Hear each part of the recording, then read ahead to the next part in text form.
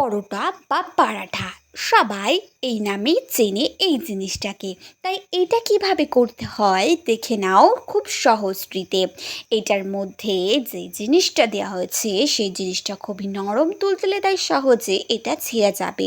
এখানে আমরা আগে থেকেই এই মসৃণ বা দলাগুলো করে রেখেছিলাম পরোটা করার জন্য। প্রথমেই আমরা আমরা আটা ময়দা, আটাও নিতে পারো বা ময়দাও নিতে পারো। আমরা এখানে ময়দাটা ইউজ করেছি, ময়দাটাকে ভালো করে মাখিয়ে নিতে। সবাই মাখাতে পারো, তাই ময়দা মাখানোটা আর দেখাইনি। এখানে একটি ফিলে বেলুন নিয়ে আমরা একটু তেল নিয়ে এটাকে গোল গোল গোল গোল ঘুমাচ্ছি, কারণ গোল গোল ঘুমিয়ে এই তেলটা ওটার মধ্যে লাগিয়ে নিচ্ছি। এইবার দেখো এটাকে কিভাবে গোল করি।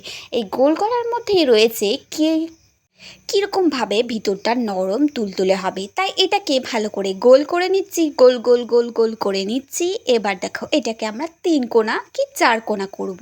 প্রথমেই আমরা এটাকে নিয়ে একটা ভাঁজ দিলাম, পরে আবার আর একটা ভাঁজ দিলাম। যেরকম তোমরা রুমাল ভাঁজ করো ঠিক সেরকমভাবে এটাকে থেবড়ে দিলাম। থেবড়ে দেওয়ার পর এটাকে আমরা ভালো করে বেলে দেব। যেরকমই গোল হোক না কেন, টেরা বেঁকা হোক না কেন, তাতে কোনো সমস্যা নেই, কিন্তু খেতে অনেক বেশি সুস্বাদু হবে। আর এখানে আমরা একটি কড়াই নিয়ে নিয়েছি, কড়াইয়ের মধ্যে তেল নিয়ে নিলাম, সেটা গরম হোক। আর এখানে দেখো আমরা বেলে নিয়েছি। এটা কিন্তু 3 কোণাও হয়নি, আবার গোলও হয়নি। এটা যেরকমই হোক না কেন, এটা ভাজার পর ছেঁড়া খুবই সহজ হয়ে যাবে আর এটা খেতে অনেক বেশি টেস্টি হবে। তাই আমরা এরকমভাবে বেলেছি, তোমরা বাড়িতে এরকমভাবে অবশ্যই ট্রাই করো। আর এটাকে 2 থেকে 3 বার উল্টে পাল্টে নেবে, দেখবে এটা কমপ্লিট হয়ে যাবে। তোমরা বাড়িতে অবশ্যই ট্রাই করো। আর আমার ভিডিওগুলো কেমন লাগলো সেটা কিন্তু জানিও। আর যারা এখনও সাবস্ক্রাইব করোনি প্লিজ সাবস্ক্রাইব করে রাখো, যাতে নিত্য নতুন ভিডিও তোমার কাছে পৌঁছে যায়।